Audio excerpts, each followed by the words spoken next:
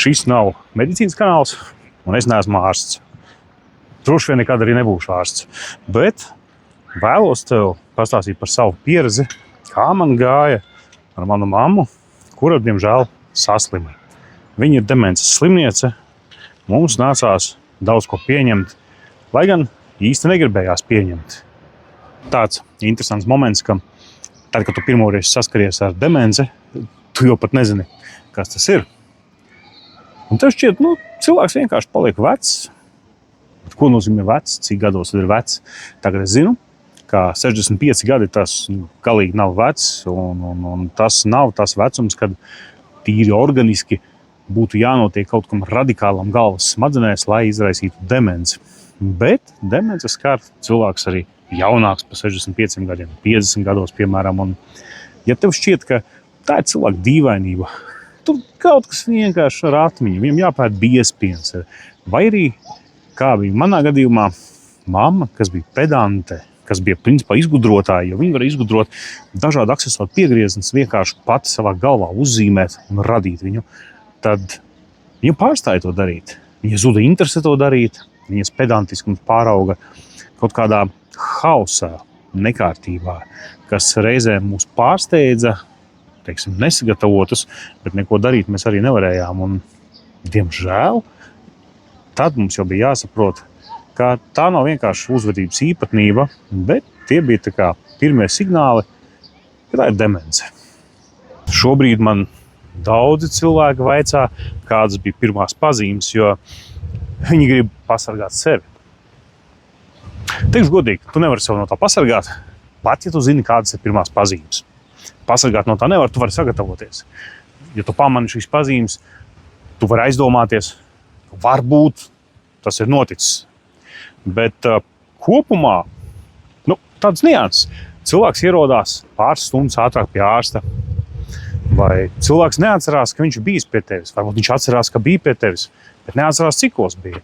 Piemēram, atnāk pie tevis, 3, 4, 7, 10 reizes dienā. Un katru reizi it kā pa jaunam. Bet tad, kad ir atnācis, viņš neatcerās, kāpēc viņš atnāca. Lūk, šī var būt mierīgi viena no pazīmēm. Protams, varbūt dažādas smadzeņu traumas, kas to izraisa, insulti, kas to izraisa, ja? Bet tev ir jābūt diagnozei. Katrā ziņā, ja tu redzi šādas īpatnības, laika izjūtas maiņas, telpas izjūtas maiņas, halucinācijas, murgus. Murgus nevis kā naktsmurgus, bet kad cilvēks iedomājās, ka, es nezinu, piemēram, viņš ir Napoleons vai viņš sēdēja vakar pie viena galda Napoleonu un runājās. Lūk, tajā brīdī es aizdomātos par šo un viennozīmīgi meklētu diagnozi. Kā tikt pie diagnozes pastāstīšu tālāk, visdrīzākais ne šajā sērijā, bet tā teikt, paliec ar mani un uzzināsi šajā tēmā vēl daudz. Tas, kas ir pats grūtākais, tev ir jāsaprot, ka tu nedrīksti strīdēties, tev principā ir jāpiekrīt. Ja tev sākā, paskaties, no debesīm krīt melns sniegs. Ja tu oponēsi, visdrīzākais būs nopietna pretreakcija. Ja tu pateiksi, klausies, ejam pārbaudīt, kas tur nāk no debesīm lejā, tiešām melns sniegs, tad tu izies uz dialogu. Un tas ir tas, kas tev ir vajadzīgs. Tev ir sākumā vajadzīgs dialogs, lai saprastu vispār, kas notiek, ko darīt. Protams, ir brīži, kad tu nevarēsi melot sev, melot savam tuviniekam, vai kas un tev tur būs par cilvēku, ar kuru komunicēsi. Bet īsti tev citu variantu nav, jo šis cilvēks pasauli uztver jau savādāk.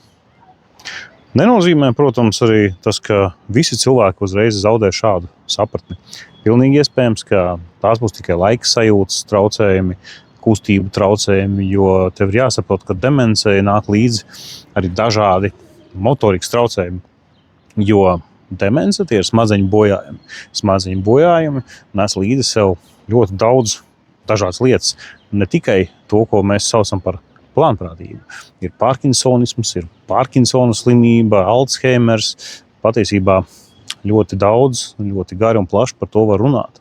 Es tādēļ centīšos šo video sērijā par to runāt ļoti koncentrēti, lai tev būtu vieglāk iziet tam cauri. Mana personīgā pieredze, mana mamma kļuva nekārtīga. Tas bija pirmais, ko mēs pamanījām. Pēc tam bija skaidrs arī kādēļ, jo viņai bija zudusi laika sajūta. Pēc tam pieslēdzās klāt tāda lieta, ko sauc par afāziju, progresējoša afāzija, kas ir runas, var teikt, traucējumi, jo afāzija ir dažāda. Afāzija ir, ka cilvēks nevar pateikt, un ir afāzija, ka cilvēks nezina, ko pateikt. Bet tās, skāra mūsu. Tās bija pirmās pazīmes. Ko es tev varu pateikt īsumā? Ja tu pamani simptomus, vai tev ir vienkārši aizdomas par simptomiem, vai tu vienkārši uztraucies par savu tuvinieku, tev nav baigi ilgi jāgaida. Principā celies, dodies pie ģimenes ārsta, ņem līdzi savu tuvinieku, draugu, radinieku, kas nu tev tur ir, vai aiziet viens pats parunāties. Jo, principā, tas, ar ko tev būs jāsāk, būs ģimenes ārsts nosūtījums. Jo, lai tiktu pie diagnozes demence, tev ir vajadzīgs psihiatrs. Tas ir diezgan sarežģīts ceļš, diezgan ilgs ceļš. Ilgs tas tāds, nosacīti, jo, principā, to var tikt galā pusgadu laikā. Tikt līdz diagnozē. Vēl ir invaliditāte, vēl ir izmeklēšanas, mēģināt ārstēt un saprast, varbūt kaut kas ir apturams, varbūt kaut ko var, reversi pagriezt, lielākoties un tomēr nevar. Bet tev ir jāsāk ar ģimenes ārstu, tev jāsāk runāt ar saviem citiem tuviniekiem, apspriest, kā jūs to darīsiet, kā jūs to risināsiet, ja būs, tā teikt, sliktākais scenārijs. Un šis scenārijs, jebkurā gadījumā, ja tā ir demence, ir sliktākais scenārijs. Teikšu godīgi, tas ir smagi, jo demence tev neatņem cilvēku tā momentā. Tavs tuvais cilvēks izdziest, pat neizdziest, viņš pazūd lēnām. Tādēļ centīšos tevi izvest cauri šim ceļam, vadoties pēc savas pieredzes. Ļoti ceru, ka tev tas noderēs.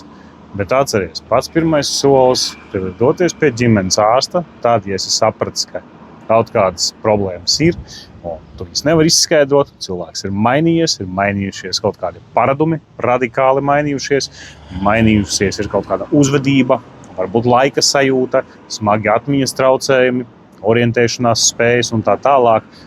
Dodies pie ģimenes ārsta, palūdz nosūtījumu pie psihiatra un, protams, vēlams, lai šis cilvēks pats apzinās, ka viņam ir nepieciešama palīdzība, kas arī nevienmēr ir iespējams, bet īsti cita ceļa tev nav. Pirmais solis tātad ģimenes ārsts, nosūtījums pie psihiatra un vēlams atrast valsts apmaksātu psihiatru. Mēs tādu atradām Salaspilī, atstāšu arī aprakstā kontaktus, varbūt kādam nodara. Tad, šis būtu pirmais solis ceļā uz, laikam varētu to saukt par pieņemšanu. Jo tev būs tas jāpieņem, ja būs diagnoze, tas nebūs viegli. Turies. Tātad, kā jau es tev stāstīju, pirmais solis ir aiziet pie ģimenes ārsta un tikt pie nosūtījuma. Ko nozīmē tikt? Pastāst ģimenes ārstam par situāciju. Iespējams, tev nozīmēs uztaisīt tomogrāfiju cilvēkam vai rezonanci. Un varbūt jau pirmajā izmeklējumā būs kaut kādas pazīmes. Varbūt nē. Mūsu gadījumā nebija. Pirmajā datortomogrāfijā principā nebija nekā pārliecinoša. Rezonancē jau pēc tam gan vēlāk bija. Bet tā doma ir kāda. Tātad nosūtījums no ģimenes ārsta pie psihiatra. Psihiatrs novēro vismaz pusgadu un veic dažādus secinājumus. Pēc tam nākamais, kas tev ir jādara, gandrīz uzreiz, ja tu jūti, ka tiešām ir slikti un tev būs nepieciešams arī pansionāts, jeb sociālās aprūpes centrs, dodies uz sociālo dienestu. Ej, runā, saki, kā vajadzēs pansionātu. Lūk, bez sociālā dienesta pansionātā tikt nevar, ja vienīgi tas nav kaut kāds pavisam privāts. Es pieļauju domu, ka tad var apiet sociālo dienestu, bet runājot par pašvaldības valsts pansionātiem, jeb sociālās aprūpes centriem, tev viss būs jādara caur sociālo dienestu.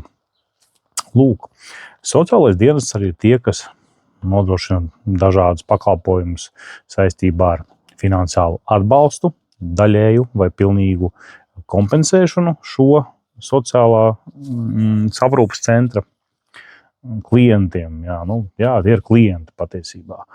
Lūk, nav tas vienkārši, bet nav arī nekas neizdarāms. ir diezgan daudz dokumentu jāsavās, par tiem es pastāstīšu arī kādā no nākamajām sērijām, jo es pieļauju domu, ka es dalīšu tā, ka katrā sērijā turpmāk, kas būs, es stāstīšu par vienu no posmiem, respektīvi psihiatrs, iespējams psihoneiroloģiskā klīnika, kur mēs gājām cauri citiem diagnozu uzstāda vienkāršāk, nav nepieciešams šāds papildus izmeklējums, lūk. Tāpat arī, piemēram, kādi dokumenti jāsagatavo, kas jāapkopo sociālajā dienestā, kā tikt pie valsts pašvaldības atbalsta. Starp citu, ir dažas pašvaldības, kur tas ir vienkāršāk, ir kur sarežģītāk. Nu, un galu galā, jā, kā nonākt līdz sociālās aprūpes centram, kā dabūt vietu, kas nav tāds viennozīmīgs jautājums, patiesībā ir diezgan skaudri, bet tajā brīdī, kad pansionāts ir pārpildīts, ja viņš ir 100% noslogos, tad vieta atbrīvojas tad, kad kāds aiziet mūžībā. Bet nevienmēr viss ir tik slikti. Ir arī, tā teikt, vienkāršāki periodi, kad sociālās aprūpes centros ir brīvas vietas. Mums šādi paveicās.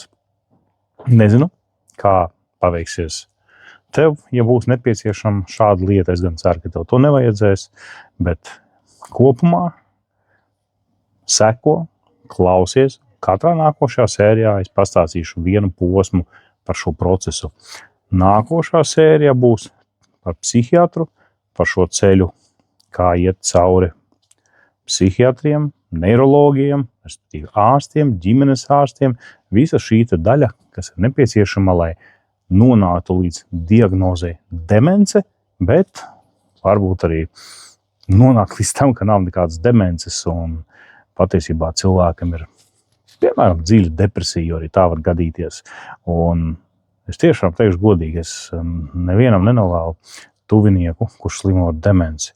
Un, diemžēl tā nu ir sanācis, lai gan neesmu vienīgais bērns savai mammai, bet esmu vienīgais bērns, kurš var parūpēties par savu mammu, tad cīnāmies, kā sanāk. Un sanāk jau labi. Un mums tiešām palīdzēja gan sociālais dienests, Ogres novada, gan pilnīgi sveši cilvēki. Lūk, bet viennozīmīgi ambizanta situācija ir tā, ka visvairāk palīdzēja tie, kuriem pat nebūtu jāpalīdz. Un kur arī tā vienkārši tagad, pirms garām ejot, nāca, palīdzēja, stāstīja. Un es vēlos visu šo informāciju par šo, ko es uzzināju, par savu pieredzi dalīties ar tevi un lai tev viss ir vieglāk.